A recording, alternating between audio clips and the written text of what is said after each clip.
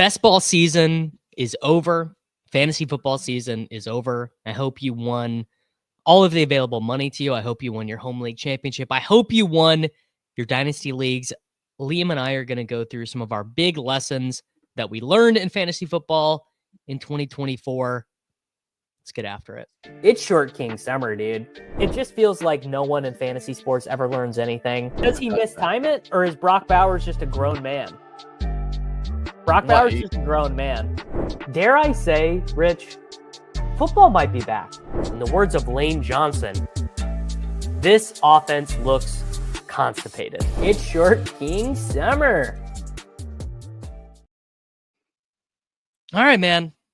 We're done. We're here. You spent all morning arguing with people again about the sidekick and about just trying to argue. Well, Liam, why are you should just simply be saying, I fired off one tweet last night. I'm not arguing with anyone. People can go argue with themselves. What did I learn? I learned Dan Campbell's a bum. He's never gonna make it. Played this. No, I'm kidding. But yeah, no, I mean, the game didn't finish exactly how I wanted last night. Did finish 33rd overall. Was top 10 still at halftime. So, I mean, honestly, it could have been worse, right? Like, there could have been some more touchdowns. I do think it's questionable for Dan Campbell to have played his starters on a short week in a meaningless game. Liam, this is what you will never understand because you're not a football guy. You can't get Dan Campbell's experience if he's like, oh, I better rest my guys. I better rest my guys. I don't want them to get tired. What if someone gets hurt?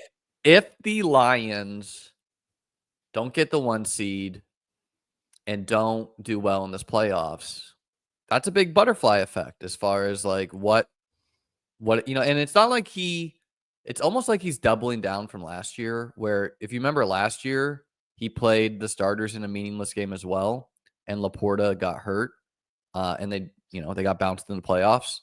So I don't know. Like, obviously, I think it's better for fantasy as a whole. We didn't have a team resting starters. Like, the NFL schedule makers definitely should not put they should swap that game so that the Lions don't have the info, in like the last game of week 17. What do you mean?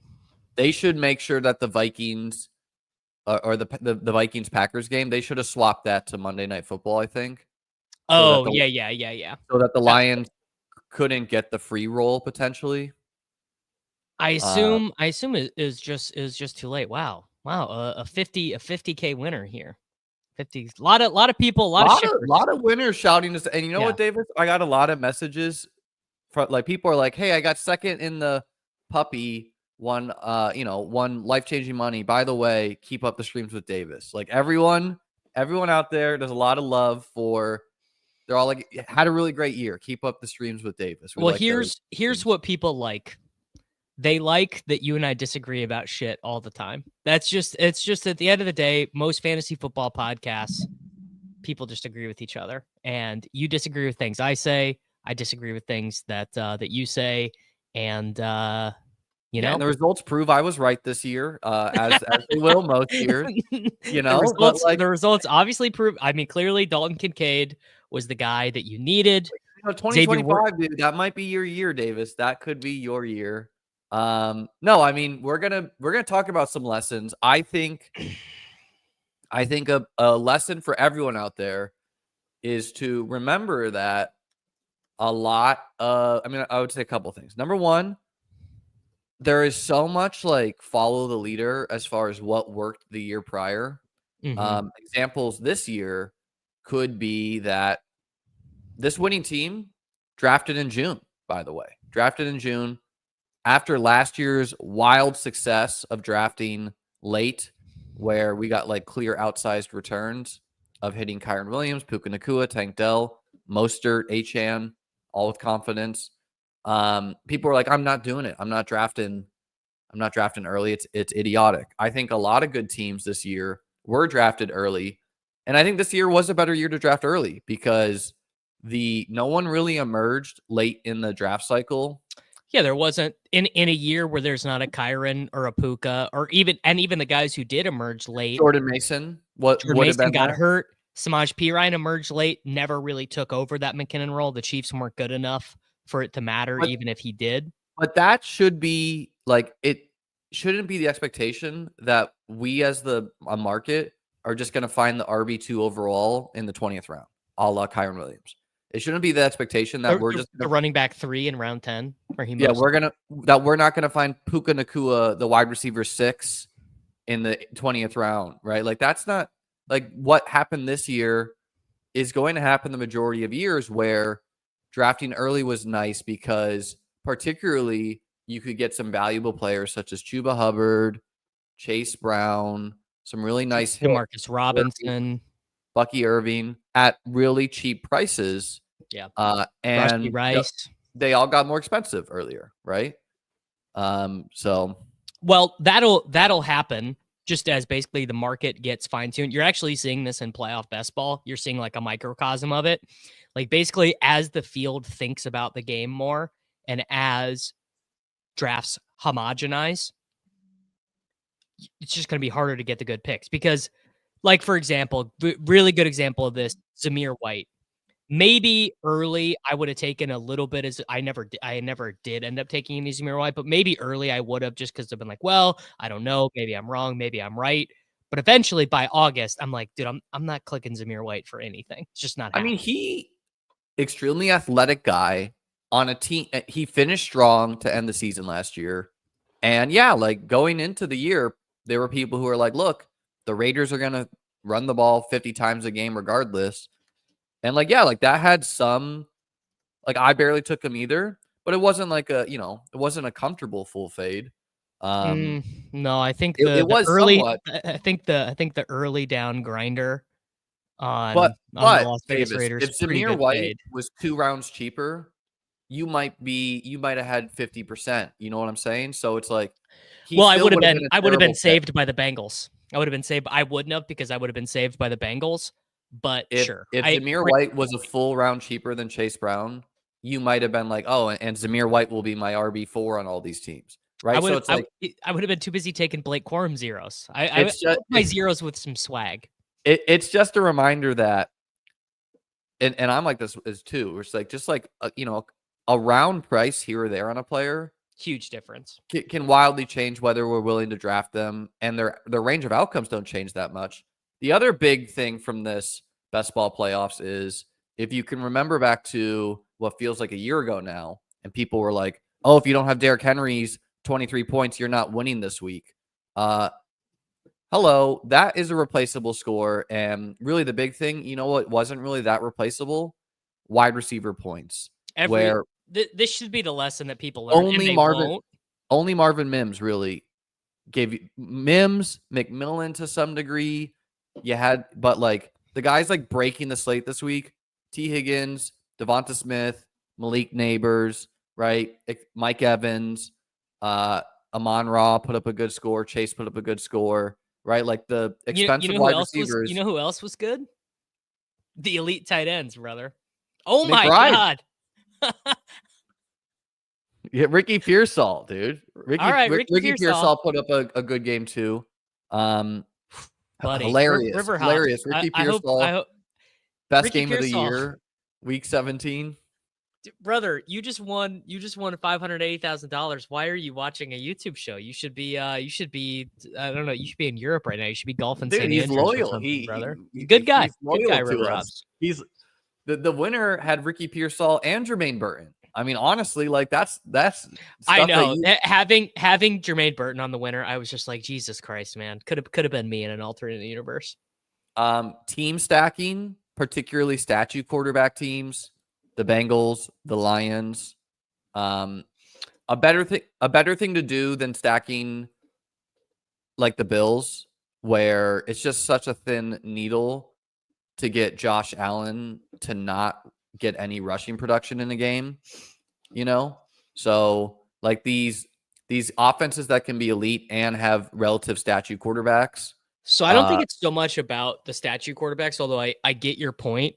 But I think this year team stacking was just very overpowered because there were so many teams that just did not score fantasy points, didn't score real points, didn't score fantasy points. And then there were some teams that were just so OP in terms of generating points. Well, that's something that, holistically. like, I'm with, like, every year I preach, like, hello, I don't want to have a ton of guys from the Raiders or the Giants, right? Like, I want to have the best teams, players, the best offenses. And yeah, that did play out. We're not going to be perfect at knowing, like, the Vikings were a top offense this year. They didn't matter week 17. Well, they would have if you would have had Jalen Naylor. Sure, yeah, right. Like Justin Jefferson getting him to 3 finals and him scoring 13 points. Just what a fucking dagger. What an just to watch him. He's a great guy to get you there. He's a great guy to look at the winner from like the outside of the glass and being like, wow, look at them all celebrating Christmas in there. Liam, I've been saving this one for you since I looked this up this morning. I was like, I had to have a good stat for Liam. Xavier Worthy scored more fantasy points in the sprint than Jamar Chase. I did. I saved that one up for you. That's pretty surprising. And I mean, I'm happy for you because as you, I think, ran the following parlay over the summer. Xavier Worthy will finish with more points and then just insert every single expensive wide receiver ahead of him. And you're going to be right on a couple of them. And it worked. Were you right on Malik Neighbors? No, but you were right on Marvin Harrison. Right? You were right. You were right on some of them. He was the wide receiver 10 in the sprint. Yeah, but like not like he was a good, not great, right? He didn't have any games over 25. Yeah. He didn't give you any nuke games. I think it should give confidence to people that the winning team dude has a ton of bad picks on it. And I personally, that's why I like best ball with playoff pods where I don't want to have to draft the literal nuts to win like a total points contest. If you want to draft the literal nuts, there are plenty of teams. There are plenty of formats where you can. I think it's nice that you can draft, Ty Chandler, and you can have like Jermaine Burton, and you can still take this shit down. Like this guy had basically 2 functioning running backs this week. He probably, I would guess, this guy turned over the cards. He's like, oh, which team did I get to the finals? And he was like, oh, it's pretty good, but I don't know if it's the nuts. You know what I'm saying? Like he was probably stoked about it, but he wasn't like, oh, I'm winning Best Ball Mania 5. No. And I mean, I loved the Lions-Niners game, so it is poetry that it gave me the dagger a little bit. I mean, look, anyone who made the finals and then didn't do as well as they wanted, obviously, like if you could have told me going into best ball that I would win $50K on a BBM entry, I'd take it. It's like, yeah, you can go through like, dude, Chase Brown not just scoring a touchdown. I literally can't even talk about it. I mean, that literally probably cost me $100,000, right? Because if he scores that touchdown, we might not get there's a lot of different stuff there. But whatever. Got 25 more points. I know. And Joe Burrow did. So it's like, but then at the same time, I ran good where it's like I got Michael Penix to throw a touchdown to Kyle Pitts. What an effing miracle right there to force overtime to give Jaden Daniels more points. So it's like you run like also Devonta Smith scoring 27 points feels fortunate. It is kind of nice that, yes, dude, like elite tight ends.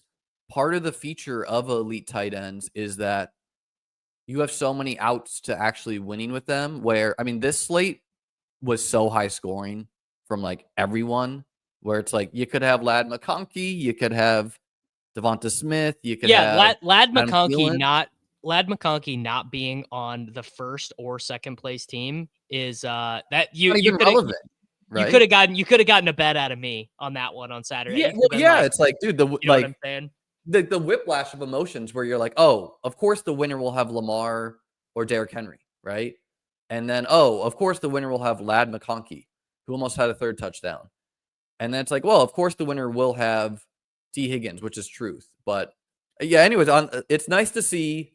You could have gotten away with a lot of different tight ends this week. You could have gotten away with like Tyler Conklin. You could have gotten away with a lot of guys, but it is nice to see McBride, Kelsey, Kittle score pretty good points, because it's like, let me tell you, Liam, if you would have told me that Mahomes went 330-3 with a 12-yard rush and Kelsey was the highest scoring tight end of week 17, let me tell you, would not have changed my in fact, I should say it wouldn't have changed my portfolio at all. No, it would have made me change my portfolio. I would have drafted these dudes even harder. well, I mean, that if your takeaway is that you just want to be extremely risky in rounds 3, 4, and 5 again next year, go be with it. I personally think I think I probably will. I think because I somewhat of a reverse food pyramid as far as like what you do, where the higher, right? Because my takeaway is something I've known all along, which is unique combos are so valuable, such as like, what was the nuts this year to start your drafts? It was to go Mike Evans and Jonathan Taylor. And then to get you could have gotten Mike Evans in the third. Doesn't matter. The nuts was to create a unique combo of Taylor Evans, and look, and there's a lot of people replicated this and were wrong. A lot of people did. Yeah, I disagree with this. Pretty Okay, strongly. you're wrong, but the nuts was to go Evans, Taylor, and then to go Smith or Neighbors, and then to get McBride or whoever, and then you get T. Higgins in the 5th, which T. Higgins did go in the 5th round at times. He was mostly in the 4th. But yeah, like Mike Evans was a guy I remember I thought about, like, oh yeah, I think you could take him 1-2 turn for uniqueness. And yeah, you would have been thrilled to do that and simply not have Garrett Wilson, simply not have whoever. And, like Taylor paired with Mike Evans, paired with like Neighbors or Smith, there's probably like 0 combos of that in the whole tournament. Yeah, I think that is good BR strategy, pretty terrible BBM strategy, because you just have to hit such a 19 leg parlay. It makes it easier to get to the finals as well. That's true. That's true. It's when you get in a 16-person pod and every other Mike Evans team, let's pretend he's chalk, is paired with Jamar Chase, and you simply have a one-on-one with Chase versus Taylor. Like, that is huge as far as actually getting to the finals. Yeah, drafting big body types that score touchdowns, that's still in. Brian Thomas, Mike Evans. Yeah. Xavier Worthy, a lot of touchdowns, most touchdowns of any rookie wide receiver. People are saying he's not a big body type, but no, he obviously was a guy. He was a high upside guy. Look, I mean, Worthy didn't matter. Wow, there we go. I knew we'd get some red. I knew we'd get some red super chats. Congrats, Sean, man. But people make fun of drafting the puppies. Let me tell you, 100K up top for that tournament when you're sitting there in the final week, you feel pretty good about at least that there is 100. The big boards, dude. Like, I'm definitely maxing the big board this year. I think I can't even I had 50% Zach Ertz in the big board, dude. Whoa, what a hit for you, dude. Not a hit. I didn't get any teams to the finals. Oh, I thought you got one to the finals. No, sorry. I finished second in 3 sems. So I finished second in 1 too. Crazy, it was a Joe Burrow team. I don't know if it had Higgins.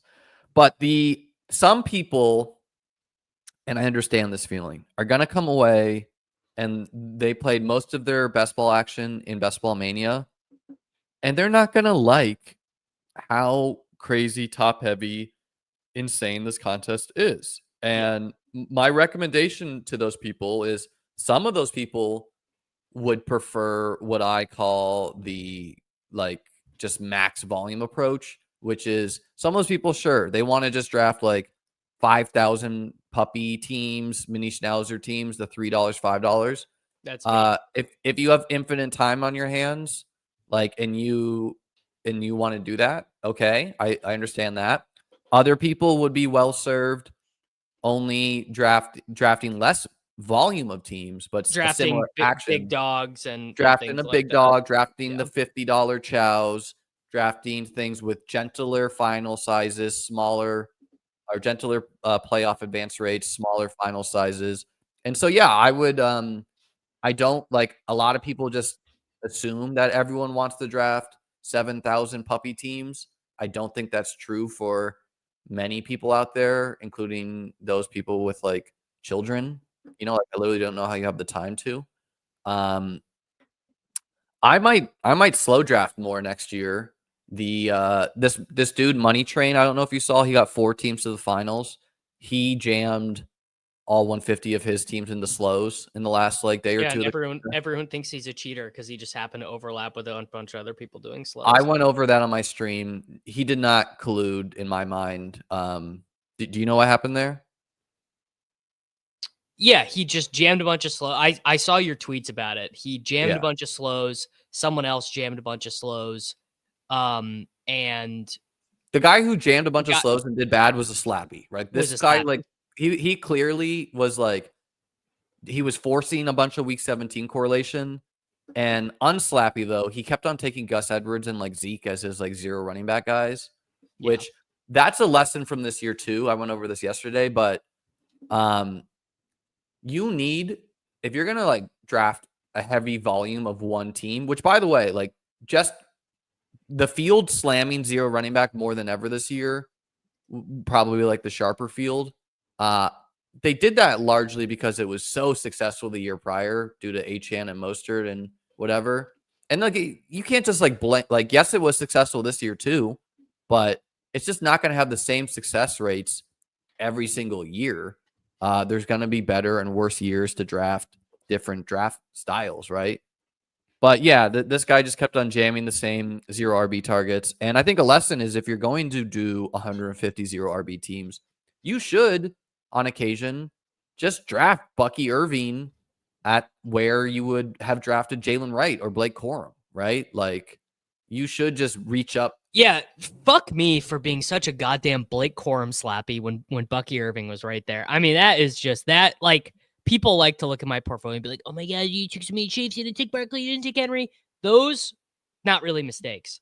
Having 2-1 Corum to Bucky, straight up mistake. Like, just straight up. Well, for me, it was having like way more Jalen Wright, way more Ray Davis, which like, yeah, these guys could have been Bucky, and I could have been sitting here and being like, haha, of course I knew it the whole time.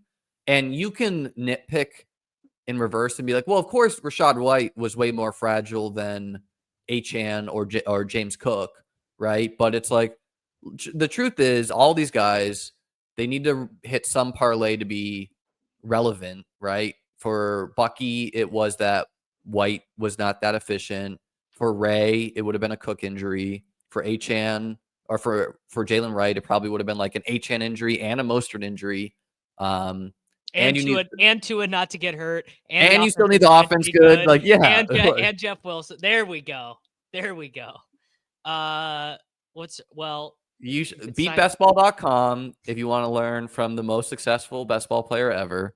And then Davis. I mean, I think everyone who plays DFS seriously needs to have an ETR subscription. That's just, I think you just need to know, because everyone you're playing against is using that information. I use the solver for DFS, and he says he mostly plays best ball though. Like, you're talking about DFS things. Well, ETR, I mean, you got to know what ETR is saying for best ball. I would say I don't. 42% of your opponents are using ETR stuff to draft against you. You're gonna know that through the ADPs, through osmosis. Like, yeah, you'll know that just through sorting by ADPs. But yeah, I don't know, River. Whatever brings you joy there. People are being mean in the comments. Love it. So, Davis, let's get to some other lessons here. Like, yeah, just to finish out the wide receiver points, pull up that tweet you sent out about the wide receiver points weeks 15 through 17, because I think it's good to pull that up and see just how highest scoring. This is FanDuel points, so it's half PPR. It's not exact because they have they have some bonuses, but it's basically exactly the 15 highest scoring wide receivers in the sprint were Brian Thomas, T. Higgins, Mike Evans, St. Brown, Neighbors, Devontae Adams, Justin Jefferson, Devonta Smith, Jamison Williams, Xavier Worthy, A.J. Brown, Lad McConkey, Jalen McMillan, Jamar Chase, and Keenan Allen. Yeah, a lot of guys who scored touchdowns. Every single one was pretty expensive except for Jalen McMillan. Maybe you could, I mean, even Keenan Allen, dude, was like pretty expensive. Like Brian Thomas Jr., probably one of the cheaper ones. Went around 6'7". T. Higgins around 4'5". Mike Evans was a 2-3 turn guy. Amon-Ra first round. Neighbors 2-3. Devontae Adams second round. Justin Jefferson first round. Devonta Smith second round. Jamison Williams. I drafted somewhat 80% cheap of Jalen McMillan in the big board.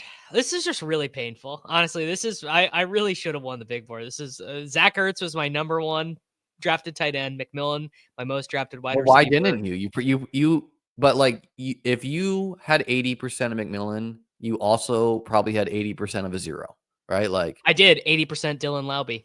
Yeah, there you go. Right. So like you, like this guy Money Train, he is a successful version this year of Hit Him with the Gritty, of FF Wizard, right? Where like he's the survivorship bias of the guy who drafts 80% of a bunch of players.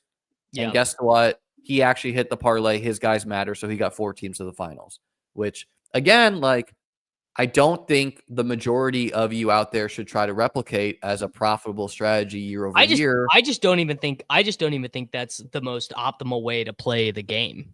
Of course not, right? Like, no, it's definitely not, right? Like where, yeah, it's like, to me, it's varying enough on the guys I think can bury you. I feel even more vindicated about wanting to draft guys against bad defenses, right? Like, Davis, you don't really believe in this, but like, come on, Jonathan Taylor against the Giants. We could have known that in the summer, right? Like, I know I definitely thought like, I'm not drafting Taylor enough. Liam, it's not that I don't believe in it. It's survivorship bias too, because you and I just fundamentally disagree about the value of just getting teams there.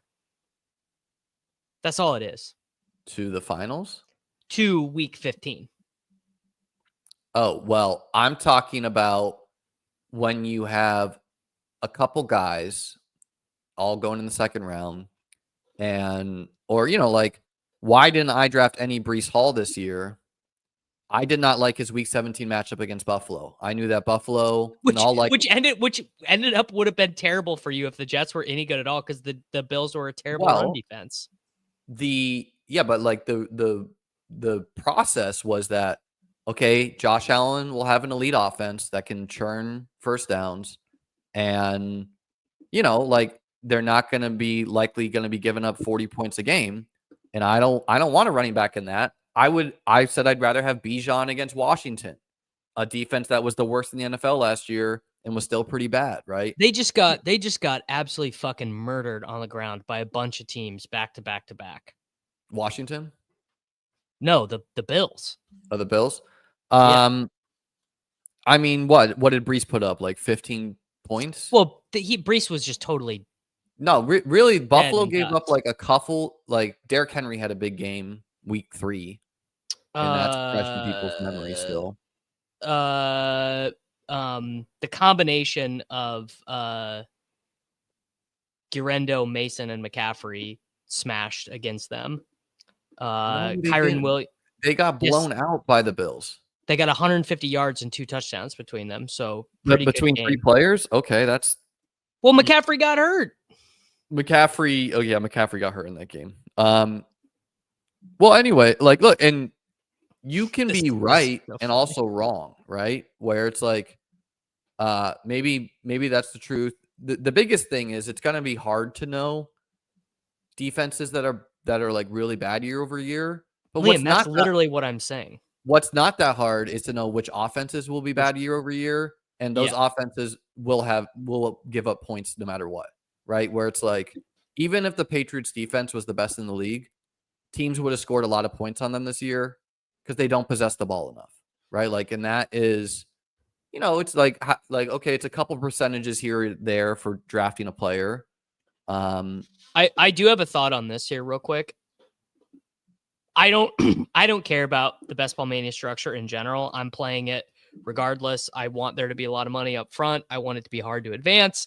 I want there to be a big reward for making the final. I think if you spend time on Twitter or YouTube chat complaining about like, oh, my pod, what, I think you're a loser. But I do think I like there being some money in the regular season, like 100K first place, top 5,000 spots, get some money. Like, I'm not saying it's a requirement, but I could not disagree like more. that. I think everyone. I assumed you wouldn't. I think everyone who plays Best Ball Mania understands, or everyone that just plays fantasy football, they come with a base understanding that if you don't reach the finals, you're really not making that much money.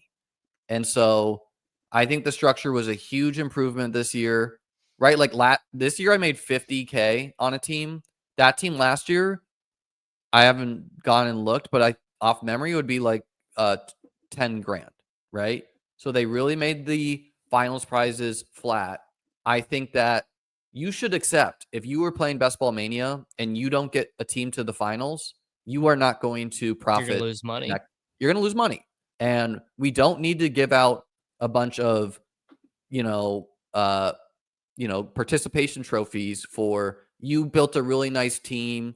You would feel bad if that team didn't make any money because it did well for 14 weeks, which, right. Sorry, guys, that's not an important part of the season. The only important part of the season is the playoffs, and more importantly, week 17. It's really true. That is when money is literally won. So we don't need to change the contest because someone built a team that scored a lot of regular points one year, and now they're upset about it.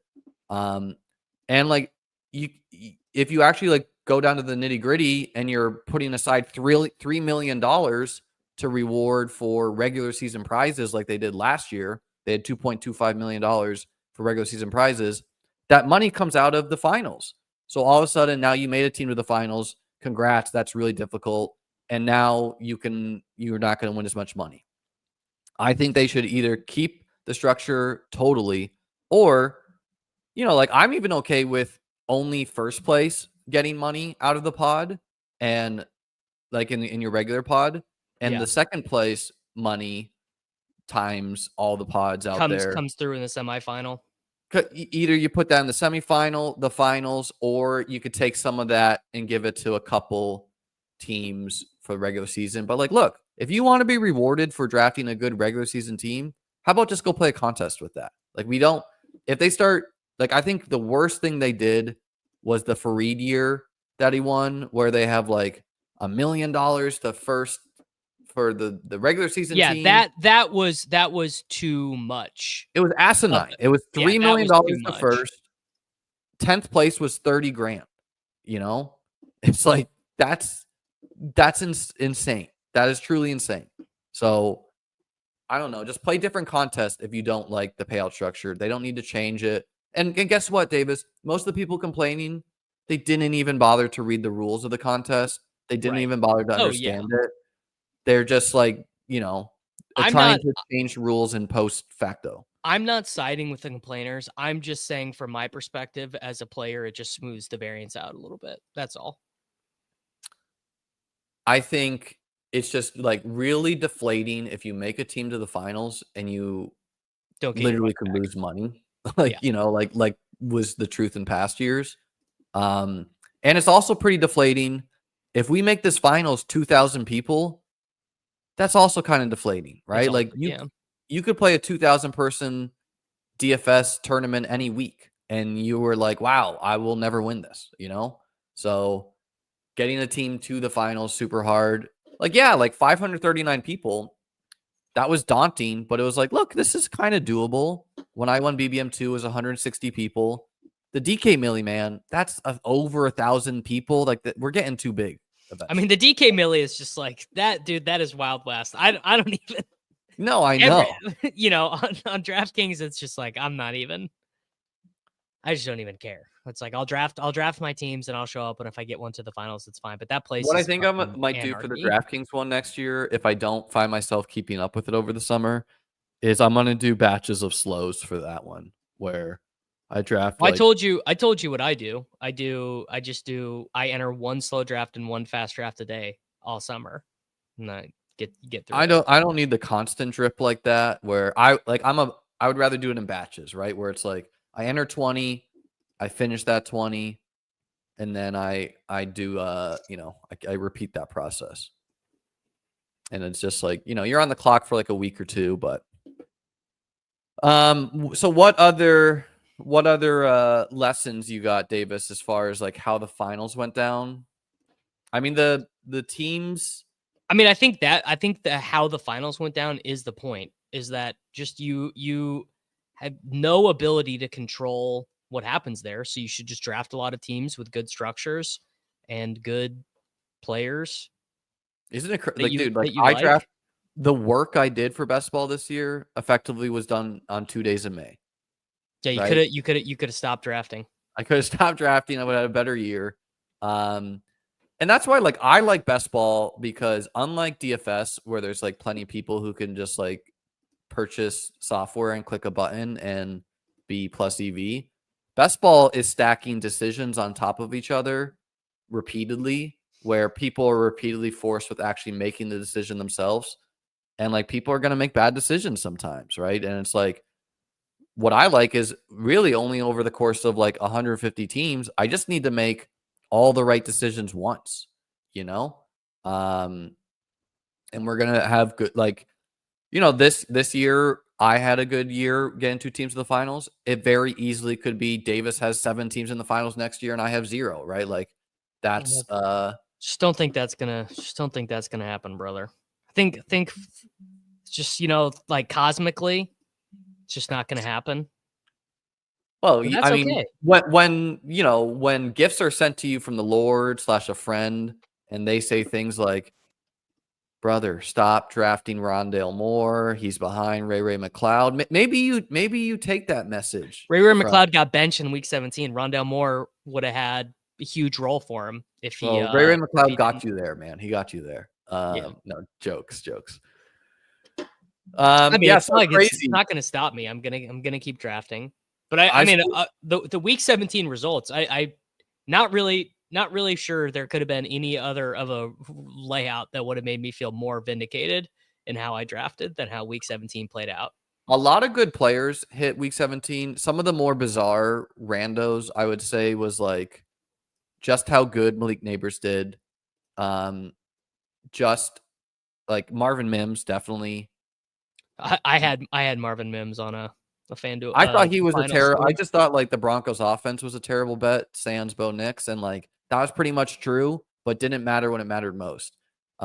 Ricky Pearsall coming in literally the last game of the season, like after honestly, guys, being terrible. if Ricky Pearsall hadn't been shot, like maybe he would have done this starting week 7. Like I'm gonna be drafting that guy next year. So I scored 171.68. If I score 0.4 more, I would have finished top 30. So it's like, yeah, it's like this stuff is really close. It's a reminder that, and I had Chase Brown slide down at the 1. I had Devonta Smith get tackled at the half-inch line. I had you did get Demarcus Robinson to the final. Own Trey the libs. McBride, a touchdown clanked off his head. But Chuba Hubbard getting ruled out, that was probably not good for me, assuming he would have done better than Brown. But he was very chalky though. Very chalky, but like my team scored well top to bottom, so it's like it doesn't really matter if all the teams behind me got his points too. Just an advance rate, bro, with Chuba Hubbard, man. All you care about is advancing. Yeah, I mean in the 15th round I did. And then so great team, great year. Crazy. Is this a great team? Let me look. Is this a great team? You have Jaden Daniels, Terry, and Sinnott. You have Stafford, Puka, Robinson, McBride, Taylor, Chase Brown, Ford. This team's sick. Yeah, like, I don't know. Yeah. This is a this is a good team. Justifiably won $50,000. Now I don't have to make fun of you. No, I mean it's a team that like, you know, if the Adam Thielens and the Marvin Mims and T. Higgins doesn't get 25 late points, like, well, now we're talking about something else. But just insane, man. Like insane. 33rd, 672,000 people, right? Like truly insane. Can't wait to do it all again next year. This really wasn't that much of a sweat for this El Gru guy. He won it by because he had Pearsall. 6 points. He had Pearsall. Fast Farts gets second. That's our boy River Hops in the chat. C. Carlton. I was looking at Fast Farts team because he's a ship chaser. Carlton is a ship chaser. He had a Jaden. But by the way, dude, Jaden Daniels cashing in last week is just justification for like years of Justin Fields, Trey Lance, Anthony Richardson, Jalen Milroe next year. We're never gonna get Jaden Daniels. Like what round do you have Jaden Daniels going next year, or what number quarterback off the board should he be? Quarterback 4, right? I mean, I think 3 or better. Who's the third you have over him? Hurts, Allen, Lamar. Hurts, Allen, Lamar. Yeah, so I guess the question is Hurts or Jaden? Hurts. Don't even really think it's close, right? I don't know, man, because it's like Jaden seems like a better passer. Jaden seems like a more explosive runner. So, Jalen Hurts starts every year with 12 touchdowns, and then you work back from there. That's true. I've always liked Hurts. Guys, I'm begging you. Oh, boys, I am begging you not to do this. We have done this already. He deserves it. Boys, we have done Joe Burrow in the 4th round. We did it. We lived this experience. I'm begging you guys. He should be the highest drafted statue quarterback. Who would you take over him? Not Mahomes. Oh God, no. Although, dude, I'm gonna get so fucked next year. Mahomes is gonna be like the quarterback 12. He's gonna be a 9th round pick. It's like, what am I gonna do? Just not take him? It's gonna be terrible. No, because I think it will go some order of Burrow and then Mahomes, Stroud, Jordan Love, like all these guys who are not quite Burrow. And you know, like people should be paying attention. I know I will be to what the Bengals do in free agency in the draft. Like, do they add no one on defense? Wheels up, you know? Do they spend $100 million on defense? Okay, that could change things. They could, yeah. I don't think they will. I think T definitely stays a their offense is just too dusted. They're because they're gonna lose T. I don't know. I don't think T's leaving. They don't have the money, dude. They just do not have the money. They have the money, dude. You pay T, Chase, Higgins, you don't, and everyone else is just, you know, they have like 7th string guys playing O-line for them. And they're gonna do that again. I mean, almost worked. How about I mean, they could make the playoffs, man. The Bills might have to play them. Crazy. I mean, the Broncos are 9.5-point favorites against the Chiefs, so probably not, but you never know. You never know. Should they be? The Colts just lost to the Drew Lock Giants. So like, yeah, anything can happen.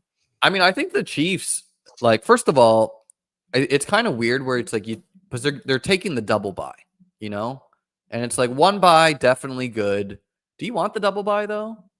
Like I for some guys, yes. When your team is all old guys who are hurt and you have won 2 Super Bowls in a row and the core of this team has won 4 Super Bowls, yes. You take the double bye. Well, and then for them, it's like, what does their Super Bowl chances actually improve if the Bengals get to the playoffs? Because I think the Bengals, we are sort of, for fantasy, we're kind of overrating them. Like, we are overrating because, oh, Burrow's so good, they score so many points. Their defense is really ass, man. Their defense is terrible, and their coach is a moron. They just continually make some of the biggest. Bad. But they are.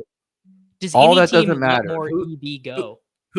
How many times do you think the Broncos can beat the Bills versus the Bengals beat the Bills if they play 100 times, right? Like the Bengals win at least 30% of the time, even with all the questions, if not more. The Broncos win like 2% of the time.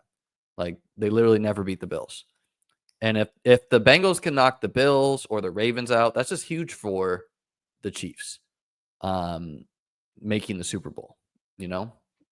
Oh shit, I forgot to tell everyone the props that Tuttle sent out for college football here. I just posted in the chat. I meant to post these. Davis, I did meant you to do see this on the our Scrollcast. pick'ems all hit except for Chase Brown rushing yards? I can't. I really can't with the Chase Brown stuff. It's like I did a $500 pick'em on Ramondre Stevenson. Bro, I literally lost $100,000 on him sliding down. So you can manage it. It's just it's just fucking. But we hit all of our pick'ems last week except for him. Yeah, you hate to see it, man. You really do. Some of the guys who were the best picks in fantasy this year, I would go with Brian Thomas, Jaden Daniels, Bucky Irving. Like I wouldn't give T. Higgins quite that because he had such a bad stretch for times, you know. Same with like Trey McBride. I'm not going to give him that. Even Brock Bowers, dude, like he didn't do enough consistently. He had a great year. Liam, that's insane, dude. He was the number 1 tight end and like had like 2 games below 10 PPR points, and he was a 9th round pick. Yeah, he would. That's nice. Okay, but like you would probably objectively rather have had Joe Burrow as far as like winning money. You know, as far as just like I would not. I'd rather have the points. I'd rather. Yeah, Joe Burrow gave you the points, dude, and literally scored 36 points in the finals. It's like yeah, but it's quarterback, especially like in manage, like quarterback. I mean, Jaden Daniels way better pick. Jonathan Taylor definitely was not one of the best picks this year. Saquon was one of the best picks. Definitely put up a good final score. That was pretty predictable. Chase Brown was better for managed than for I mean, he was obviously Chase Brown was awesome for best ball. He was even better in managed because you really knew not to start him, and then when Moss got out, he was just easy every week. Well, and he had such a high floor. Yeah. Terry McLaurin. Terry McLaurin on the list of best picks this year. Chuba for sure. Terry McLaurin, he negative points in the in week 17. I don't know, man. Jonnu Smith definitely on one of the best picks this year.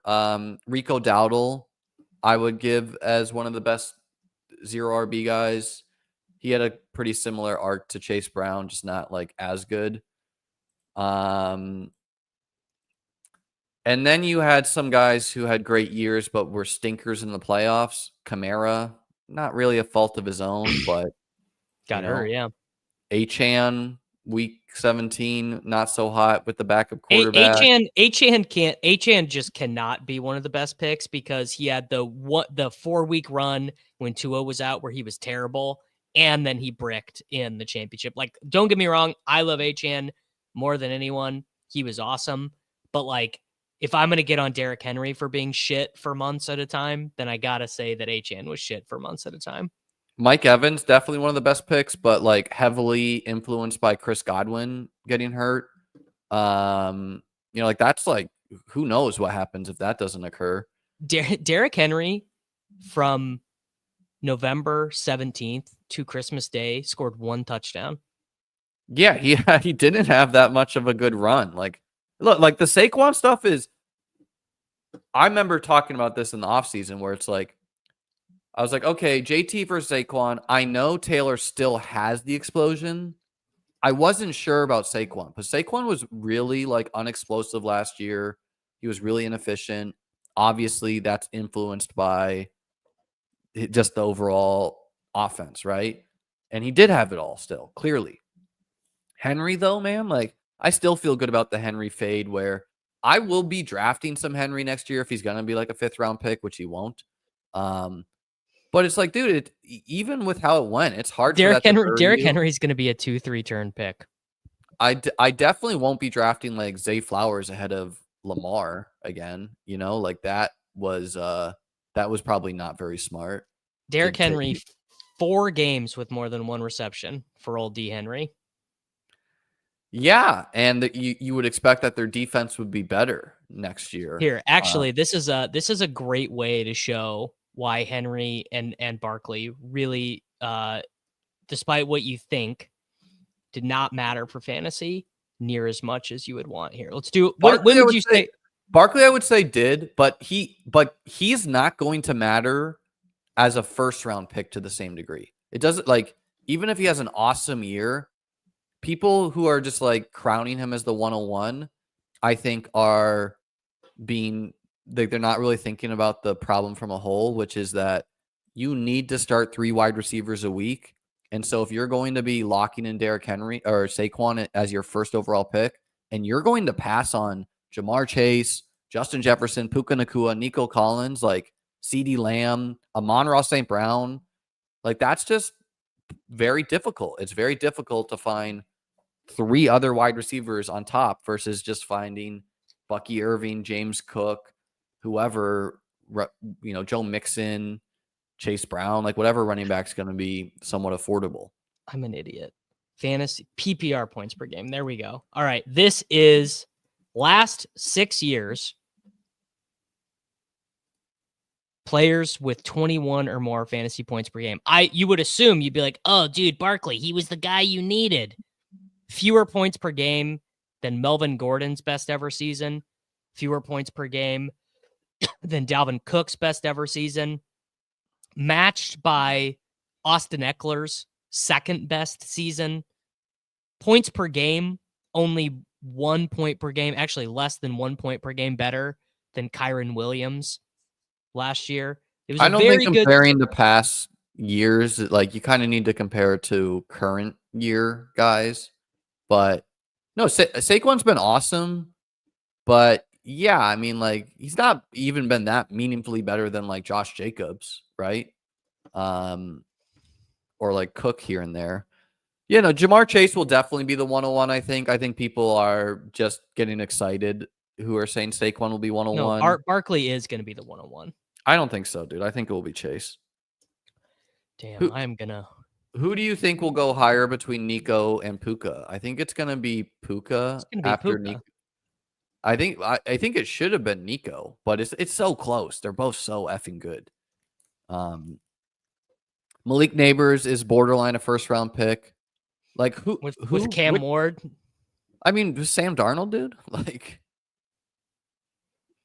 it won't be Sam Darnold. Sam Darnold is definitely going to get tagged by the Vikings. They'd be foolish not to do that. It just depends on how they do in the playoffs. They flame out, they lose in the divisional round, he's gone. They lose a heartbreaker in the NFC Conference Championship, he's back. Amon-Ra, just Mr. Consistent as far as like just one of the best picks every year, man. So it's going to be hard for me to take the Bijans, the first round running backs. Who do you think, how many running backs do you think go in the second round, and how many running backs do you think go in the third round? A lot. By pick 36, there will have been 12 running backs off the board, which is like a huge reversion from this year. I guess it's just like, my question is this year where you could get James Conner, you could get DeAndre Swift. The running back dead zone will be back. Like I was saying this to Karain yesterday, like James Conner, 7th round pick this last year, he's going to be a 5th round pick in the upcoming year. You know, Joe Mixon is going to be a 3rd round pick. I could see like the Connor staying relatively cheap, like 5th, 6th. But no, I agree. I think the Mixons will be a 3rd round pick, and it might, like, I don't know, dude. You got to be a pretty special running back when you're competing with, even Devonta Smith at wide receiver. Like it's just gonna be easier to draft 0 running back teams. Probably, yeah. I just need to see what the market does as a whole with like Like, are we gonna have dude, the fact that the Cowboys and Bengals running back rooms were like We're so somewhat cheap. ambiguous and barely drafted at all this year. Oh, here's a good stat head filter to run. This will show how the slappies ran bad. Like you really could not have had a worse year to be a slappy, like while being so obviously correct. Dude, if you took Baker Mayfield, you were fine. You could slap it up all you want. Yeah. Baker Mayfield, one of the best picks in fantasy this year. Yeah, I feel that I actually feel like is my biggest mistake was That you not weren't because just like blindly loyal to one of your guys. to my boy. Yeah. Like Yeah. I've been a Baker Mayfield guy since he was at Texas Tech, and to be out on him this year just I kind of probably insane only stuff. drafted Jonathan Taylor because he was on my winning BBM2 team. So, like, yeah, you just got to be loyal to your guys. Dude, if you guys think Ashton Jeanty is going in the mid-third, I'm gonna need you to reconsider everything you think you know.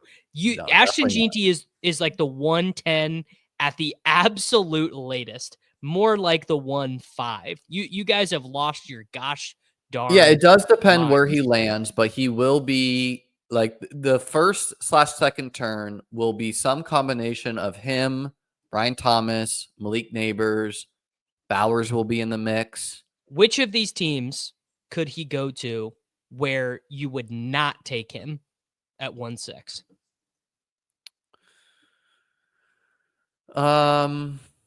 The Jets would be a big conundrum. Okay, Jets, I think Panthers. you want him to go to Chicago. Like, I think is what you want. You want him to go to Chicago. You'd be fine with Vegas, assuming they have a different quarterback. You would be San Francisco. You're doing goddamn cartwheels. I mean, you were like, dude, guys, the 1-4. Dallas. If they keep very high. CMC too, dude, I don't know, man. See, I mean, sure, yes. Obviously, I don't think they're taking Jeanty if they keep CMC. Why Bengals Colts? could take him? Bengals are idiots. Yeah, well, the Bengals would be a big conundrum because it's like, dude, Chase Brown's not going to go to like a 20% snap rate guy. He will. He will go to 0 immediately. No, he's going to remain a 30 to 40%. All right. Snap Oh, rate are we gonna do the Dameon Pierce thing with him? Because he's not Dameon Pierce. He's nothing like that. This is what happens to guys with no draft He's capital. nothing like Dameon Pierce. He's nothing like that. All right, we're about to run a great filter.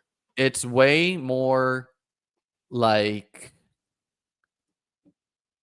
like the years Melvin Gordon was competing with someone who was also good, like this is not like Chase Brown's not a scrub, dude. He's explosive, he catches passes. Was Philip Lindsay a scrub? Yes. Okay, well, very clearly, yes. He was an undrafted free agent. More yards and more touchdowns in his year of starting than Chase Brown did. You are trying to Chase Brown is closer to Achane than I think you realize, in the sense that he touted he had a bunch of carries in college, and there were detractors trying to be like, oh, Mostert's going to get the ball a lot, whatever. No, Chase Brown's going to be involved. Like, he would be an Algier plus to Bijan. And Algier, 0. Algier, absolute plus. 0. And Algier was a 0 lately but Algier was not Algier, was still stealing touchdowns as of earlier in the year. Basically, historically, the Chase Brown guys go to 0 immediately. Tariq Cohen, Jordan Howard, Jay Ajayi. Isaiah Pacheco didn't go to 0. Chris Carson went to 0. Marlon Mack went to 0. Dameon Pierce went to 0. These guys are not that pull up the RAS profiles of Dameon Pierce and Chase Brown. Oh, well, all that matters is what the team thinks of them. And the team thinks we spent a 5th round pick on this guy. We got a good season out of him. If Ashton Jeanty is on this team, you could easily be a bit disappointed if Jeanty lands with the Bengals. I don't think it will be CEH levels, but I think Chase Brown would be a much bigger part of the story than people would like to. It's actually crazy that he scored the same amount of fantasy points this year that Kyren Williams did. I got to tweet that. That's a good tweet. That's actually a really good tweet. Well, Kyron did it as like a literal last round pick. I just remember I tweeted that about how Chase Brown was the best 0 running back pick, and then all the people in the replies were like, "You're literally an idiot, dude. That's insane. How could you think that?" Kyron did miss like 5 games. Like he in points per game, it shows Kyron at 21.25 and Chase Brown at Hey, 15.94. buddy, in my lifetime, 255 equals 255. Hey, who cares about the points per game, my friend? No, you should just calculate the points per game when he was the starter. Yeah, Marlon Mack and Jonathan Taylor, for people who've been playing best ball back in the day when JT was a rookie. JT was definitely like Marlon Mack was going to play a lot that year, and then Marlon Mack tore his Achilles early on, and so it's I just know that I've been playing fantasy football for a long time and getting excited about the day 3 pick who produced very rarely works out if anyone of any stature comes in to compete with them. I don't know. I think you are leveling yourself on this. Where I like Chase Brown is just like he's a different talent than some of these guys. Like He's not. He's fine. he fits the modern NFL. Where I mean, no, he's Very not like well. Yes, he does. Yeah, he this is true. is a pass catcher. He's explosive, and that's what coordinators want in today's NFL. They want a guy who you can dump it off to and can go score a touchdown. And like he did that for them, and he even tried to do this stupid like slide down thing where like he's like trying to be the most team player ever. Not to mention, like, dude, the Bengals, like, they don't need running back, but I don't know. I think Chase Brown would still be a thing. And Gene T would be like, an explosive Gene T is like Gene T is, to me, he's like unbelievable. Will he have a better rookie year than Bijan? Yeah. Like I think assuredly yes. Okay. Because Bijan's rookie year was not that good. It was fine. That's the thing, is Bijan's rookie year was fine. What do you have? 1,400 scrimmage yards? Yeah, 1,400. I would like debatably rather have Bijan next year than Saquon, though. Like, as far as like risk of the player, like barring season-long injury, I have no concerns about Bijan at all. In fact, I think Bijan is ascending, where Bijan is really starting to come into his own. Yeah, everyone there's gonna be a huge right wing slappy contingent that's like, dude, Ashton G&T stinks, and it's the same people who didn't want to take Bowers this year. So don't listen to those people. Yeah, I think people are gonna like somehow try to think that he is CEH, which by the way was like really bad of the fantasy industry that year. The CEH rookie year, we had we had CEH like 5th overall. He was awesome. We had who's the Arizona back dude? He should have help me paid remember this guy's name. Who's this guy's name? The running back? Benjamin. No, not him. In 2020? Drake. Kenyon Drake. That was the year before. Was no, this Drake and CH were the same year, definitely. And then also like Nick Chubb and Josh Jacobs were 1-2 turn picks that year. Maybe the fantasy industry had it right with Josh Jacobs. And Lamar and Mahomes went at the 1-2 turn. Yeah. Just like Chase Edmonds. Chase Edmonds stuff. No, Kenyon Drake. It was Kenyon Drake though. Mike Davis. Remember Mike Davis, 4th round pick? Like literally one of the worst picks of all time. Me not trying to be a Bills homer, I was like, look, I'll take Matt Ryan on occasion over Josh Allen. Like, at like the 8th round. That was the year Stephon Diggs got traded to the Bills too. And he was just like a smash at like the 6th round. No, I don't think Gene T will be CEH levels. Did you see that CEH got the first carry over instead of Kendre? And then he played the whole second half because Kendre got a concussion. Just insane. Davis, pull up a draft. Clyde, by the way, like basically would have gotten there as a rookie. Just like got hurt. And I mean, he is terrible. Like, But this was back Dude, when the Chiefs used to even be his good. one good game, 25 carries, 140 yards. His other game, 26 carries, 161 yards. It's like you're just not consistently going to get 30 running back touches. Well, this was also besides back Mahomes. when they were good. This was also back when they scored points. So it was just Well, just a that game, different- I remember it was that just a game different because the team. Bills built this like great pass defense, and then the Chiefs were like, "Oh, that's cute. Here's 50 carries of CEH." But oh, you want to talk about Bucky, big candidate to get could. Damian Pierce. He could, like, I don't think he will because he looks so good. But the But he's reason why 180 he pounds, could, dude. the reason why he could is because he's not athletic. Like he's actually unathletic, which is bizarre. Like a 2.5 RAS or whatever. Yeah, which is bizarre because he's so clearly good. Liam and I think about People this don't stuff realize I differently. was like really into Chase Brown. Like he's on all my May teams. Davis is loud about things, but I was very into Chase Brown this year too. Liam and I just think about things differently because he thinks about each individual player like a player, and I play Dynasty, so I just think about like, oh, this is generally what happens to players who are drafted in the 5th round or whatever. It's just very different. Yes, people are talking about Liam winning $50,000, but they also do need to think about me winning my home league for the first time ever in 15 plus years. Yeah, I did win. Oh, 4 for 46 and a touchdown from Kyle Pitts. If you don't think that every fantasy football tout is going to be like, well, I don't know. How about the Falcon staffer who was like watching that game and was probably like thinking to themselves, I was right to want to keep Olamide Zacchaeus over Kyle Pitts, as Olamide Zacchaeus has like 10-80 for 2. On the real, I am not going to be having a crazy Kyle Pitts bag.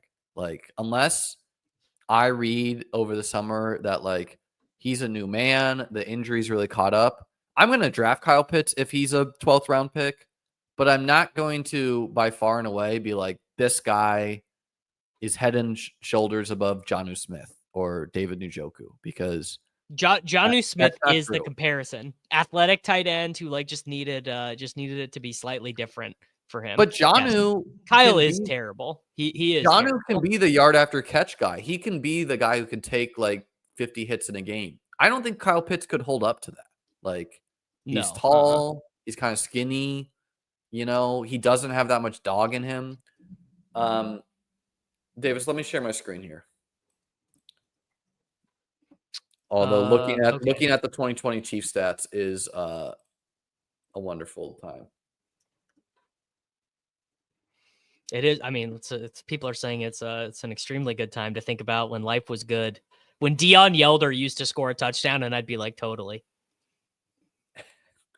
I guess we'll just do this on BBMDB.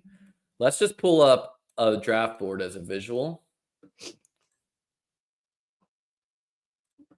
Gene T is a first-round pick because he's going to get 300 points. He's going to be a first-round pick for sure. People are going to be excited, including myself. Okay, so this is the first round, second round, third round this year, whatever. You and me together are going to roughly go through the first and second round. Okay? Of next year? For next year, yeah. I think it will be Chase. Maybe it will be Saquon, but I think we can agree that some order of Chase Saquon for 101. Davis?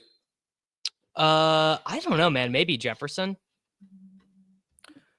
I know you want to put Jefferson there, but I just don't know how the market will witness Chase off of the Triple Crown and be like, yeah, Jefferson should just be ahead just because.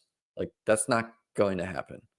I mean, Jefferson had his worst ever year with 1,500 scrimmage yards and 11 touchdowns. Cool. Chase just won the Triple Crown. Like, he was a better pick this year. He scored more points. His quarterback's Joe Burrow. Sure. There's going to be uncertainty where, like, dude, how good is JJ McCarthy? What if JJ McCarthy is like, you know, Will Levis levels bad? I think it will go Chase. Here's how I would have it. I would have Chase 101. I'd have Jefferson 102. That's what I just said. I agreed with you. Oh, well, you were But saying Jefferson 1, I think. oh no, Barkley's gonna go 1. Okay, sure, whatever. I don't even know if that's true, but we'll call it Barkley, Chase, Jefferson. Third wide receiver becomes a discussion because I think the names are Monra, Puka, and Nico. And what do you think? What do you think the market will do? Not what you would do. I think it'll be Barkley, Chase, I think it will be a Jefferson. Monra. I think it'll be Bijan. I think it will be. I don't think like Bijan will be like a 100% 104. We don't even think about it.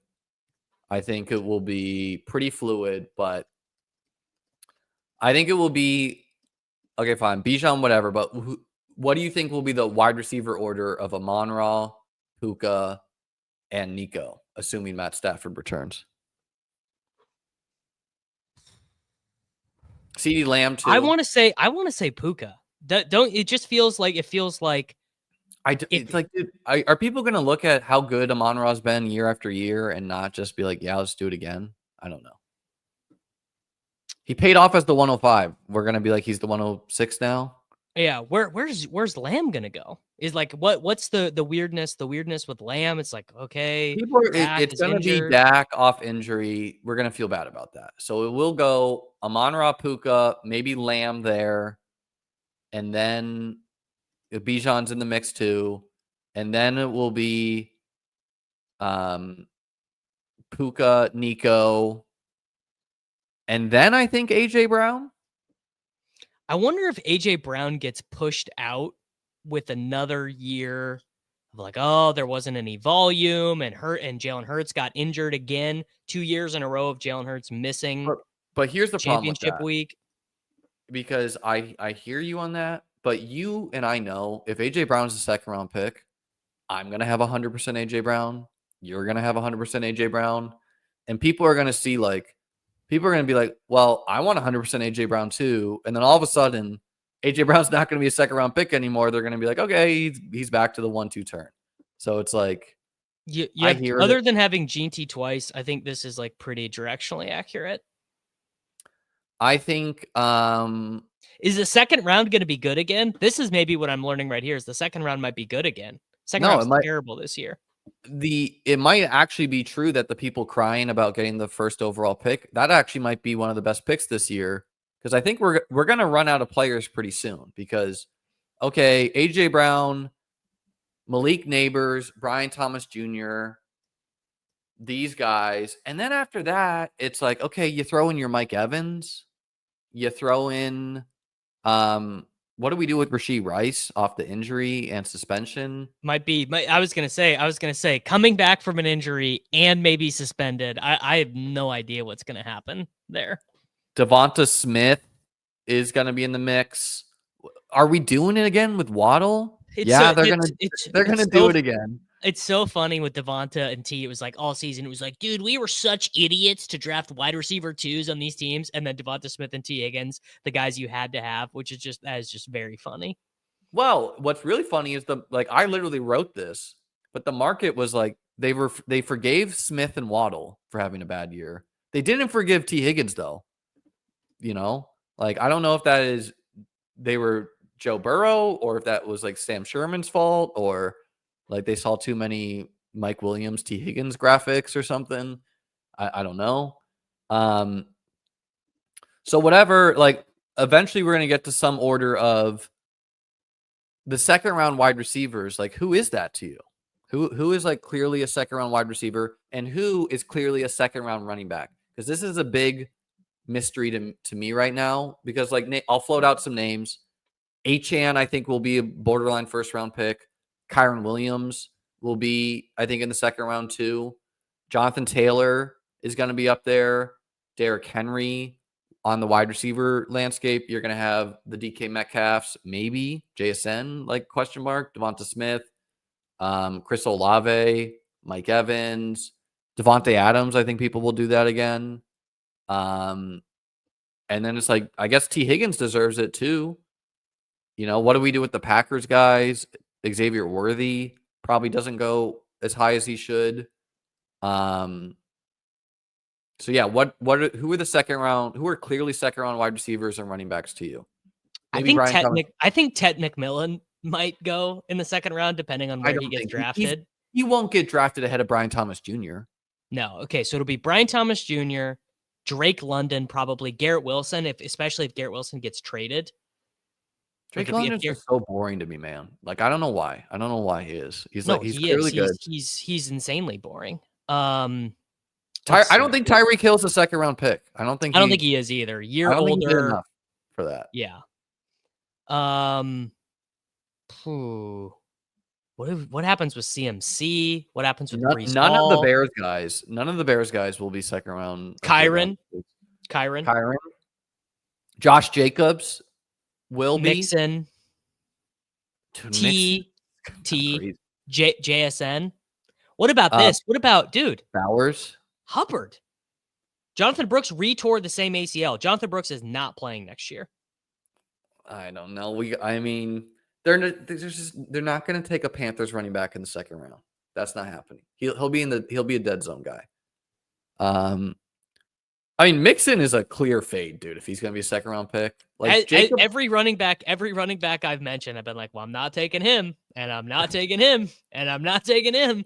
So we'll just be running back the year again. Yeah, somewhat, because I don't think people are I don't see James Cook going as a third round pick. Maybe the robust running back guys do it, but I think he just stays in the fourth round. There we go. We have our first Hubbard over our Hubbard truther. Chase Brown, if no one gets added. I can't believe that the people are going to do this to me. That I was literally just the Chase Brown guy. I bring on Chase Brown's private pass catching coach onto my podcast, and then people are going to be like, all right, well, if you want him, you got to pay a second round price. And I'm going to be like, well, enjoy it. That happens, man. Who's going to be reasonably priced at running back? Like maybe Aaron Jones, Kamara. I don't think James Conner will be reasonable. He'll be a borderline third, fourth round pick. It gets really murky past the second, third round. Maybe Pacheco. Maybe Pacheco will be like because it's if you want to tell me the third round has Josh Allen and Lamar in it, I would believe you. If you want to tell me that Lamar goes in the second round just because that's what we're doing, I would believe you as well. If you wanted to tell me Ken Walker goes in the fourth round, okay, I hear that. If you want to tell me, nope, never mind, he's a 6-7 turn guy still, just because, I would believe that. Because it's who are the guys who are we gonna price up that have, kind of had bad seasons this year, such as Pittman, Flowers wasn't that great, Kirk got hurt, Cooper, Pickens. Jaguars. Where's ETN and Bigsby gonna go? 10th round. They will be this year's. I was going to say, there you go. There's your Cowboys. They're this year's dude. ETN's wildly poor season truly is amazing. Well, he's not a very good player, I think. Sadly, I couldn't believe it was that bad. I think Bucky will be in the mix here for these 3-4 turn. Browns running back. I mean, who's going to be their quarterback? Who's going to be their running back? You're going to run back 25%. Jerome Ford. I don't know, man. He got hurt. How pure he got hurt and then came back. I mean, he sucked, but he got hurt, left for a quarter and a half, and came back in. No, he didn't really come back though. In week 17, he came back in. I don't know how long he played, but he did. He came back to the game, but he didn't actually see the field. I was sweating it. McBride will definitely be McBride should be no worse than a 2-3 turn pick. In what universe should we be drafting? Probably won't have that either. Maybe I just won't draft next year. Maybe I'll do something else. State Farm hiring. They might be. I think Kittle will hold a 5th round. What's 31. The market going to do with the olds? Kelsey, Andrews. Well, all the olds smashed this year, so they'll probably just back in, right? Anthony Richardson, man. Jeez. Jaden Daniels will go in the 4th. I don't know. It seems kind of deep. JSN, he's a 3rd round wide receiver, right? Oh yeah. Yeah. JSN is going to get absolutely. He's going to go ahead of DK Metcalf. If Travis Kelce doesn't retire, where does he go? 6th, 7th? Fuck, that's terrible. Imagine 9th round Travis Kelce. He's not going to do that.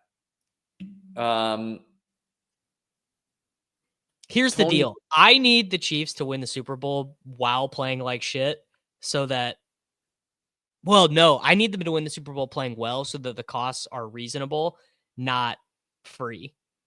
What round does the first Packers wide receiver go? Jaden Reed in the 9th round. You really think Jaden Reed is going to... That's insane. That's not true. Come on. You He was think a 6th round Watson? pick this year. You think Watson goes first? No. I think Reed will be the first wide receiver. I just don't think like even a like the seven. He's going to be a 7th round pick at worst, right? I don't know. It's like, okay, let me ask you a question: Jaden Reed or Jordan Addison next year? Wait, say that again. Jaden Reed or Jordan Addison next year? Jordan Addison. Jaden Reed or Roma Dunze next year? Jaden Reed. Jaden Reed or... Well, are we assuming Keenan's gone? Yes. Rome. Jaden Reed or like pretty Jameson Williams. Clearly Jameson Oh Williams. yeah, right? JMO. Yeah. Jaden Reed or Christian Watson. I think Reed just has better ranges. Like I know it's just like Christian Watson definitely he like I'll be in on him again next year. yeah. He's just such a one-trick pony. But I don't know. Jaden Reed or like I mean Jalen McMillan's gonna go way up in price. Yeah, and he should. He should. When does the first Panthers wide receiver go? And who even is that? Yes. It'll be Adam Thielen in the 6th. Thielen. It'll be Thielen in like the 8th, and then Leggett in like the 11th. Lad McConkey, is he like a like I was like a 2nd round pick, maybe. Like I'd rather have him than Jalen Waddle. I think he'll go at the same price Zay Flowers went this year. Assuming Debo's gone and Ayuk is not ready for week 1, where does Juwan Jennings go? I don't know. Is his quarterback Purdy or is his quarterback It's Purdy. Who is the guy who got subbed in late in the game last night? Josh Dobbs. He was forcing the ball to him. Jaden Reed or James Conner next year. James Conner. James Conner will be 50 picks ahead of Jaden Reed, probably. Yeah, I mean, honestly, maybe. Jaden Reed or George Pickens? George Pickens. Xavier Jaden Reed has might not be good risk, and his team doesn't let his quarterback throw risk. Jaden Reed or DJ Moore? Keenan Allen returns. Oh, DJ Moore, bro. DJ Moore. I will be. You don't win a martingale by stopping the entry. So I'll be back in on DJ Moore. Yeah, I do think that like guys like Jaden Reed, like guys like in these still somewhat ambiguous rooms will be affordable, but I don't know. Like where is Brandon Ayuk going in drafts next year? Where is David Montgomery going? Where is like Ramondre Stevenson going? Ramondre's like not going to get picked. Where's Khalil Shakir go? Will Ramondre get cut? Who? Will Ramondre be cut from the Patriots? I don't know. Where's Jalen Warren going in drafts next year? Probably pretty high because I think Najee's gone.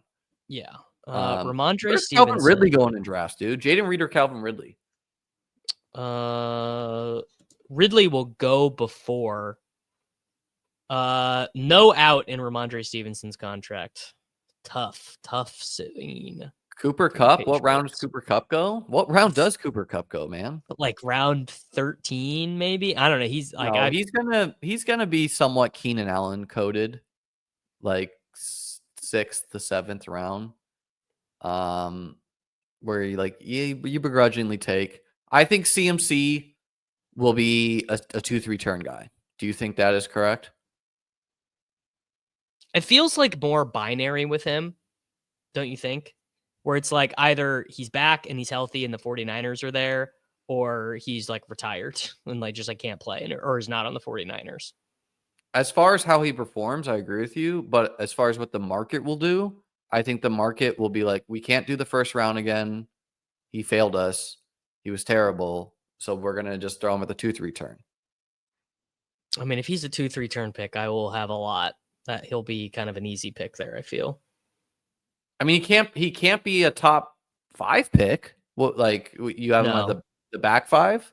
No, because all the arguments against taking Derrick Henry or Barkley go for him too. Other than I mean, he does get insane target volume, obviously. I could see CMC like opening 2-3 turn and then going way higher in August or way lower in August. Other injured guys like Tank Dell, man, like is he even draftable next year? No, it's like he even going to play football anymore? Yeah, I don't know. Yeah, Davis will be taking Travis Hunter in the second round. I think he is more likely to be a full-time defensive player than full-time offensive player. What, like, really, what are we doing with Ayuk next year? I generally lean against taking players who are already injured. I was not a Jonathan Brooks drafter. I wasn't a Chubb drafter. Really, there were no good injury picks this year. I wouldn't count. Was terrible. I wouldn't count J.K. Dobbins because he wasn't. Puka was a good injury player. Puka was a good injury one, but that was kind of different to me. Like the actual injury guys guys returning from injury were Hawkinson. No, he wasn't a good pick, right? Like you felt good. He was running routes. Chubb. No, he was not a good pick. Hawkinson at least returned to the role. It just never happened statistically. Like he didn't return to himself though. He is. He's not as good as he was. He's on the field, but he's not like smashing it. Yeah. Yeah. Right. Like, so yeah, you feel good about it because he's running routes, but no. Hopkins also was kind of like a fail for the injury sense. Yeah, you thought you got to win with him, and then Hollywood Brown came back for the money weeks, and so he went to 0. Well, yeah. Hollywood came back, and then Worthy just started like being a good player too out of nowhere. Hollywood would have maybe been a good pick this year if he returned sooner. So it's like, so it's just like, Ayuk, Diggs, Tank, and then like I guess Kamara, but I don't even know if that counts. Like, are you gonna blanket assess some of these guys and just be like, no, I'm not doing it?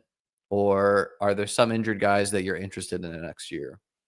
Generally speaking, I just don't take the injured guys at all. But also, I like draft like, I'm gonna draft. That was that was my stance this year is like I'm not doing it. I'm not taking Chubb. I'm not taking Hawkinson. I lumped Dobbins in with them, which I shouldn't have clearly. But I was like, oh, I'm not going to do it. Like if the injured guys beat me, I frankly didn't realize that Jonathan Brooks' timetable could even be what it was. Like, did you think that it could be like 12 weeks, until he returned? I just thought it was awful late. He tore his ACL in November. So I just thought it's a lot for a rookie to come in to the NFL, not be able to practice. And this wasn't like a Breece Hall situation. So Breece, I was way in on the year before. But Breece was like, well, it's like Breece was going to be active in week 1. And he wasn't even on the PUP list. Wandale, remember Wandale ACL? Not this year, but last year. It's like, oh, he tore his ACL and he's just back. He just playing, But they basically never talked about that with Brooks. It was like, nope, he's on the PUP, not practicing, not running. Well, I got like Ian Rapp reported where he was like, oh, he'll maybe not even miss any games. Chris Godwin, what are you doing with Chris Godwin next year? I will probably be in, but I wonder if so if Mike Evans is a 2nd-round pick and Chris Godwin, so you are trying to be into some injured guys. Well, but he's going to be like back and running and everything, though. So did Mike Williams, but he wasn't clearly Well, Mike himself. Williams is bad though. I was never Mike Williams guy. Like Mike Williams could have been Okay, healthy but in this Jets Mike situation. Williams may have been bad, but he averaged probably like 12 to 14 half-point PPR points in healthy seasons. So it's like he was objectively a good fantasy pick in the past, and he wasn't this year, and I blame injury for that. And so the question is, No, I just so think he's you think ass. Chris Godwin is just going to be like Breece Hall and not be a concern? Yeah, He was hurt early. I would put Godwin into the I'm especially because it was a bone break. Which is like, I don't know, I think I'd rather a guy in general break a bone than have a ligament torn. Yeah. Yeah, also Yeah, Mike I don't Williams, know. terrible fit for Aaron Rodgers. You know, can't run routes, doesn't understand timing, it's all jump balls. I just think Mike Williams sucks. I think there's going to be a ton of ambiguity by the time we're drafting in May and June, and the draft board's going to shake up a lot. Like someone like Chris Godwin, Ayuk, like there's just no way you can like accurately rank these guys, because your ranking really is a reflection of like what's the likelihood they'll be a good pick versus the likelihood that they're just a zero all year. So Right. like people are going to try to like middle that some way, and so either drafting these guys early will be like a huge gift where they rise and they smash, or they're terrible picks. Optimism will be too high in May and they like are busts all year. And it's like I don't really know what to do with these really talented guys in situations like that. Where the tight ends go will be super interesting. Like, I don't know. I like kind of like the 8th round. I think you'll see like the Kincaids, the Njokus, the Goddards. Where does Andrews go? He doesn't deserve to be a 5th round pick. But pretty soon, like there's not that many good players in fantasy. You know, like you got to put someone in the 7th. I mean, I was gonna say that's the other thing. There are just so many like after we're gonna get like 50 picks in and be like, man, there's just no good picks anymore. So just take whoever you want, I guess. Yeah, like I'll take the gamble on Rashid Shaheed. Like Khalil Shakir, I'll definitely be into. Keon Coleman's a big question mark. You know, like he's a fun best ball pick. Seems like a bad managed pick. So I don't know. The board should be pretty interesting next year. Guys like Marshawn Lloyd too, just on like the Bucky Irving point. Like, you know, Marshawn Lloyd maybe would have been a good pick this year, but really no reason to have like 30% Lloyd and 5% Bucky like I did or whatever, you know? Like Unless it was right. there's Feel gonna really be good. You'd feel really good to have 30% Bucky and 5% Lloyd or whatever. sure, but that's where I would like to be varying some of the zero RB-ness. Like people also just like choosing Khalil Herbert over Roshan, where there's really no logical reason other than like people liked his advanced like rushing stats. So I don't know. I don't have much more here, Davis, on New Year's Day, unless you do. I don't really either. I just I mean, I guess we got to start thinking about it because the big board is going to be out in like 3 weeks. So it'll be time. I might try and stream every big board. I might try and do all 150 big board drafts streamed. I think I'm going to try to get 150 teams in. My recommendation to anyone who drafts volume at best ball is you don't want to be cramming in 80 big board drafts the day before best ball mania drops. If you're No, planning to draft, you want to do it the day it drops. You want to do it, yeah, January 29th. You want to do as many as you can on January 29th when ADP is just terrible. yes, that. And the bigger thing, what I was saying is like, you just don't want to be feeling like you're already burnt out drafting before the actual biggest contest drop. So like, I only did 48 big boards last year. I could have maxed it. I didn't. And May was like my best month drafting. That's another thing that's fun about drafting throughout the summer. This winter came from June. I kind of like that because it's like, look, your opinions change throughout the summer and you only have to be right 1 month, you know, as far as like putting together. So like maybe that month for you is June, maybe it's August, maybe it's July, whatever. Big board is $10. Usually 10. It's been a pleasure for Davis and I to sweat this regular season. We both appreciate the kind words from everyone. I think we're continuing through the Super Bowl, right, Davis, for just like checking in on playoff teams and whatnot. Or what? Yeah, I mean, I don't have a real plan yet, but I will plan on I will plan on going live quite often. Big board is just Best Ball Mania before the NFL draft. It's a draft that's open from the basically the end of the right before the Super Bowl to like the day before the draft is when So it you have closes. to guess. You have to guess where the rookies go. Like, for example, Troy Franklin was bizarrely a fifth round Yeah, pick. that was a classic one. And so yeah, it's a fun contest. They had 200K to first this year, pretty big. It's before free agency too, so you have to guess like landing spots, whatever. Yeah, I think Davis and I will be continuing this show on Wednesday regularly going forward. That's what we had been doing. We don't really have anything to check in about next week, Davis, because next week is just like week 18. So I think we'll still have a show though. Oh, we can draft some playoff best ball with the sidekick. Yeah, you'll be loaded up. How on the that. sidekick do this year? I think we could just we'll draft playoff best ball. That's kind of what we'll be shifting into. Playoff best ball is what we got going forward, and then the big board will be here before people know it. Be sure to like and subscribe to both in Davis and my channel, and appreciate you guys. 2025 going to be an even better year. Sure hope so. Sure, can't possibly. Should we do a pick 'em, Davis? Yeah. Week 8, can we even do a week 18 pick 'em? They'll have stuff for the Saturday games at the very least. We can cook one up here. I think I have a bone. No, I used it already.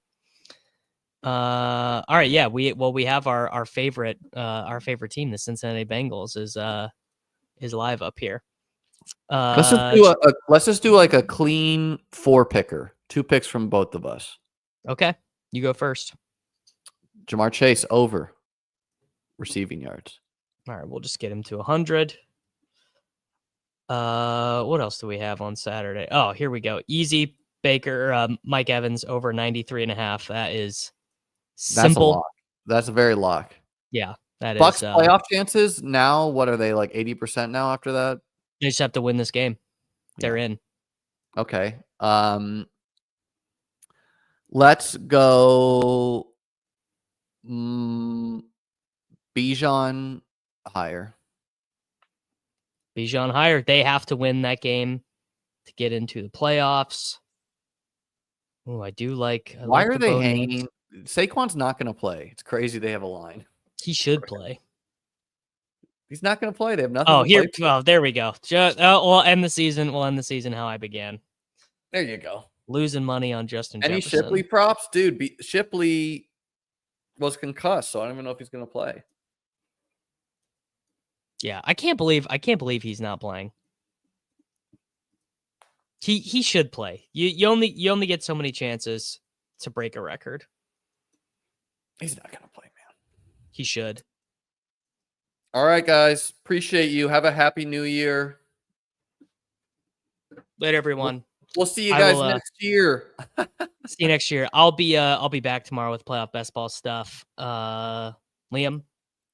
I also will have a playoff best ball video on beatbestball.com. Gonna have that out tomorrow, if not Thursday. Yeah, gonna be transitioning to a lot of playoff best ball.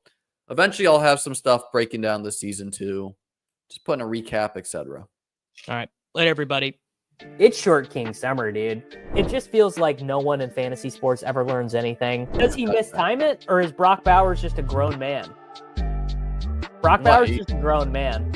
Dare I say, Rich, football might be back. In the words of Lane Johnson, this offense looks constipated. It's Short